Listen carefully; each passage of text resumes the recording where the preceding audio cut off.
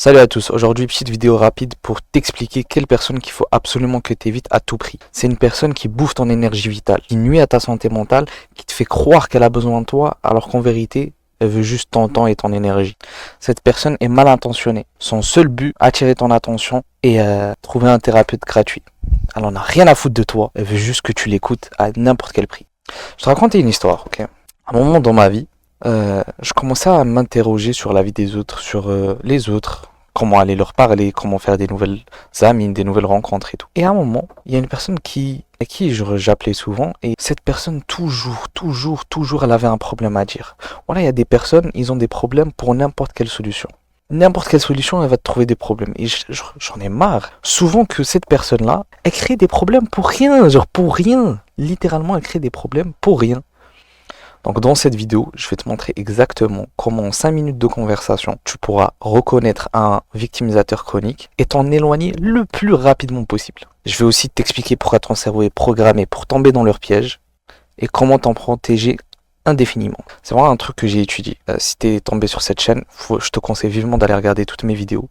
Ici on parle de santé mentale et d'intelligence émotionnelle. Je trouve que c'est un sujet un peu tabou ici dans la communauté francophone. Et j'aimerais vraiment qu'on s'améliore tous ensemble sur l'intelligence émotionnelle et le bien-être personnel. Bon, passons. On connaît tous cette personne qui a toujours un problème. Toujours, c'est soit sa famille, il la nargue pour rien, soit ses amis, il l'harcèle, soit son boss la déteste. Toujours un truc à dire. Toujours un problème pour n'importe quelle solution. Et toi, comme tu es quelqu'un de bien, tu veux l'aider. Mais le problème, c'est que le victimisateur chronique n'est pas vraiment une victime. C'est un trompeur. C'est un manipulateur émotionnel qui utilise la pitié comme arme pour détourner ton attention. Il a découvert que s'apitoyer sur son sort lui donnait une arme, lui donnait de l'attention, et il l'utilise contre toi et contre n'importe qui veut bien l'écouter. Mais il l'utilise surtout pour une excuse, pour pas changer et pas remettre la faute sur soi et la remettre sur les autres. C'est pour ça qu'il faut absolument l'éviter.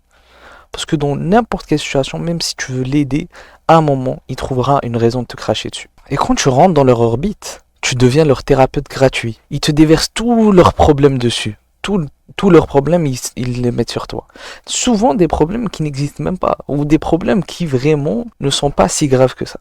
Ces gens-là, ils sont prêts à tout pour que tu l'écoutes, pour que tu les écoutes. Mais pas du tout pour t'écouter toi. Ce qui leur intéresse, c'est leurs histoires, leurs problèmes, pas les tiens. Tu deviens un peu, en quelque sorte, leur sauveur, leur héros. Tu leur prêtes de l'argent qu'ils te rembourseront jamais. Tu annules tes plans pour les aider. Tu te sens coupable quand tu n'es pas disponible pour eux. Et ils te le font sentir. Hein. Ils te font sentir coupable parce que tu ne t'es pas donné pour eux. Conséquence, ton énergie mentale est souvent drainée. Tu développes de l'anxiété. Et tu commences même à éviter ton téléphone parce que tu sais que n'importe quelle notif, ça serait une notif de leur part. Et le pire, c'est que malgré les efforts que tu mets, ils trouveront toujours un problème à tes solutions. Ils trouveront toujours un truc sur lequel ils devront se plaindre. Toujours. Une nouvelle excuse, une nouvelle raison d'être malheureux. Toujours. Alors le premier signe pour reconnaître un victimisateur chronique, le signe le plus parleur, c'est que, selon lui, c'est jamais de sa faute. Il va jamais te raconter une histoire où c'est lui le fautif. Jamais. C'est toujours la faute des autres, selon lui. Ils ne prennent jamais leurs responsabilités en main. C'est toujours, lui, il aurait pu mieux agir avec moi. Elle aurait mieux parlé, elle aurait dû mieux parler. Toujours une raison de pas se remettre en question, toujours. Le signe 2, ils ont des traumatismes pour absolument tout et n'importe quoi. À chaque fois il y a une situation qui vient, cette personne va dire, mais moi j'ai vécu ça, et ça c'était dur, ça. Que se plaindre tout le temps. Cette personne fait que se plaindre tout le temps. Ça c'est le deuxième signe pour reconnaître quelqu'un qui se victimise et que tu devrais absolument t'éloigner. C'est peut-être le moment de courir très loin. Signe numéro 3, tu leur donnes une solution, mais ils refusent de l'avoir. Tu leur donnes un conseil, oui, mais tu leur proposes de l'aide concrète, ils vont dire, ouais, mais c'est compliqué.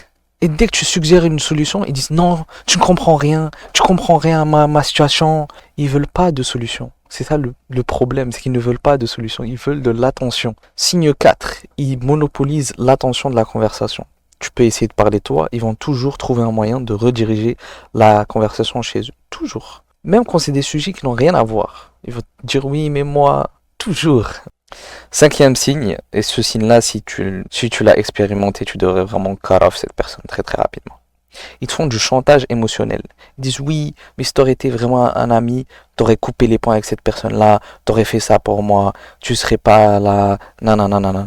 S'ils te font ça, mon pote, cours très très loin. Pour se sortir de ce terrain vicieux, il y a 4 étapes qu'il faut que tu mettes en place. La première, il faut que tu reconnais que ce n'est pas de l'amitié. Cette personne t'utilise. Tu n'es pas le méchant pour t'être barré ou pour l'avoir coupé les liens avec elle. Ça aurait pas été toi, ça aurait été quelqu'un d'autre. Ce n'est pas ton pote, ce n'est pas ta pote. Cette personne t'utilise. Tu dois t'enfuir. On n'est pas des bénévoles ici. C'est pas de l'amitié, c'est une relation parasitaire.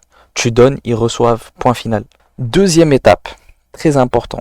Faut que tu arrêtes de te justifier. Ne dis pas ouais mais je peux pas t'aider, non je peux pas t'appeler, non je peux pas te répondre parce que non, j'ai pas envie de t'aider, j'ai pas envie de te parler. Clair, direct, tu coupes, tu t'imposes, tu dis non, t'apprends à dire non. Encore une fois, si tu sais pas comment dire non, c'est que tu as des problèmes d'intelligence émotionnelle. Je te conseille vivement d'aller regarder page WOP, donc c'est ma communauté privée où on parle de santé mentale et d'intelligence émotionnelle. On t'apprend plein de compétences sociales, comme par exemple apprendre à dire non, et plein d'autres trucs pour devenir une meilleure version de toi-même et savoir gérer tes émotions et savoir gérer les autres. Donc je te conseille d'aller voir, c'est dans la description, c'est gratuit pour le moment, ça sera pas à vie, donc cours. La troisième étape, après que tu t'es dit non, ils vont essayer de négocier avec toi. Ils vont vraiment forcer. Faut que tu restes solide sur tes appuis. Peu importe à quel point ils forcent, tu restes sur ton non. Tu ne reviens jamais sur ta parole.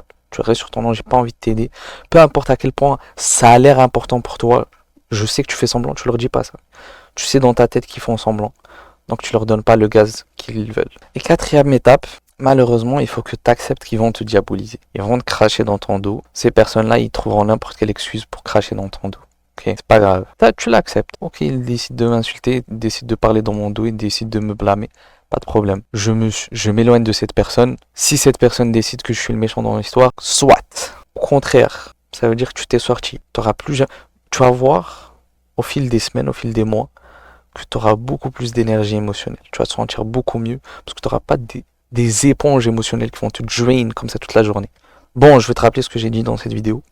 Donc, on a les 5 signes qui montrent que tu parles avec un victimisateur chronique, qui sont tout est la faute des autres, ils collectionnent les traumatismes, ils refusent les solutions, ils monopolisent leur conversation et ils font du chantage émotionnel. Et les 4 étapes pour s'en défaire: reconnais que c'est pas de l'amitié, apprends à dire non, reste ferme sur ton non et accepte qu'ils vont te diaboliser. Bon, maintenant, tu as les outils complets pour gérer ce genre de personnes. Et tu peux être fier de toi, c'est une de mes premières vidéos où je parle de comment gérer quelqu'un d'autre, gérer les émotions de quelqu'un d'autre. Donc, essaye ça. J'aimerais vraiment avoir ton retour dans les commentaires. La prochaine fois qu'un victimisateur t'appelle, dis-moi comment tu as su gérer la situation, est-ce que tu as réussi à appliquer mes étapes, est-ce qu'il y a un truc qui n'a pas marché, j'aimerais vraiment savoir. Ton anecdote compte pour moi, ton histoire compte pour moi, tu m'intéresses. Écris-le moi dans les commentaires, viens voir dans la communauté privée, je serai ravi de répondre à n'importe quelle question. Et voilà, si tu as réussi, je suis très fier de toi. Sinon, c'est pas grave, tu vas réussir sur le long terme. Et n'hésite pas à aller regarder toutes mes autres vidéos. C'est très important. Ok, bisous.